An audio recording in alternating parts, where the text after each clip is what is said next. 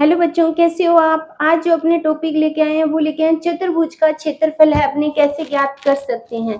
अब आपने सभी ने पढ़ा होगा कि चतुर्भुज कितने अलग अलग टाइप्स के होते हैं, उनके सभी के फॉर्मूले भी याद है कि किस जैसे सम चतुर्भुज का क्षेत्रफल अपने कैसे ज्ञात करते हैं, समांतर चतुर्भुज का कैसे ज्ञात करते हैं, समलंब चतुर्भुज का कैसे ज्ञात करते हैं, वो सभी को फॉर्मूले याद है। लेकिन उनके भी अलग अलग रूल होंगे। अगर सम चतुर्भुज दिया हुआ है तो सम चतुर्भुज का क्षेत्रफल ज्ञात करने के लिए अपने को दो विकर्ण दिए होने चाहिए। ठीक है।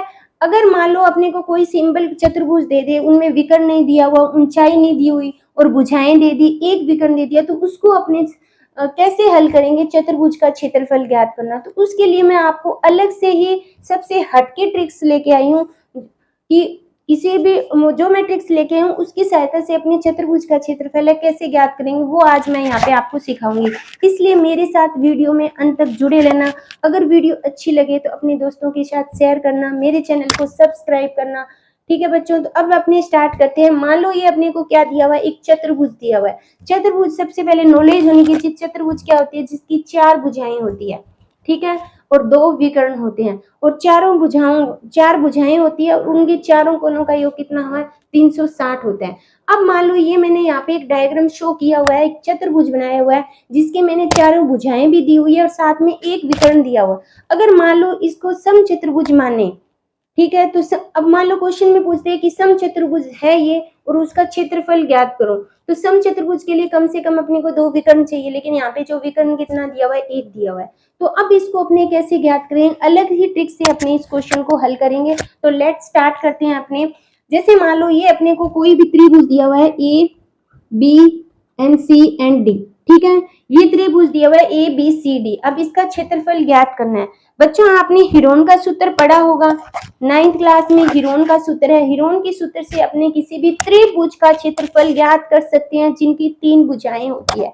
त्रिभुज के हीरोन के सूत्र से आज अपने ज्ञात करेंगे चतुर्भुज का क्षेत्रफल कैसे ज्ञात कर सकते हैं। अब मान लो ये अपना क्या दिया हुआ है, चतुर्भुज दिया हुआ है।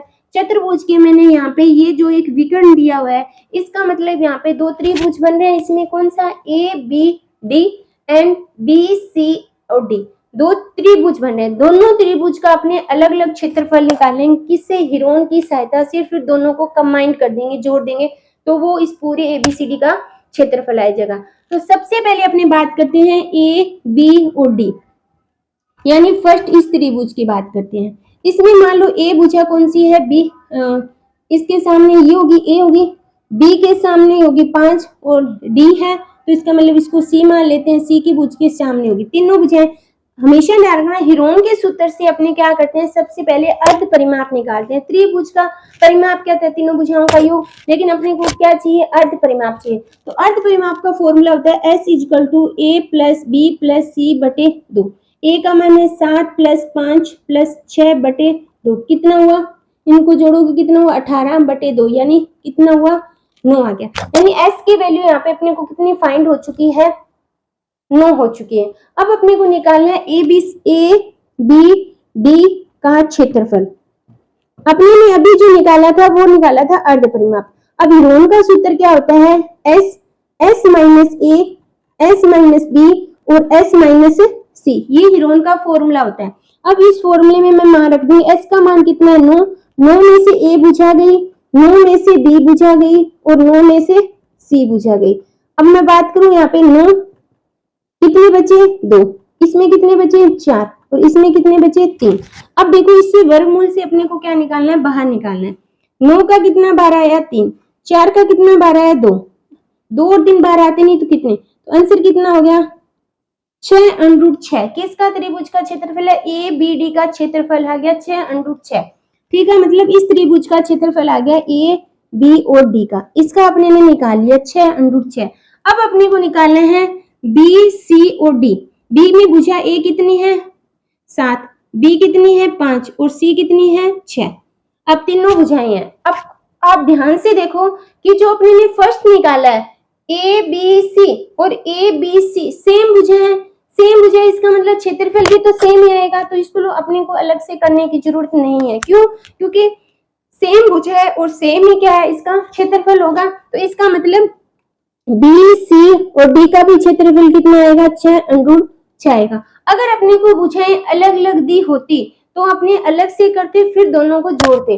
अब अपने को सेम भुजा दी है तो इसका मतलब, यानी अब अपने कह सकते हैं कि ए बी सी डी का क्षेत्रफल किसके बराबर होगा, A B D plus B C D के।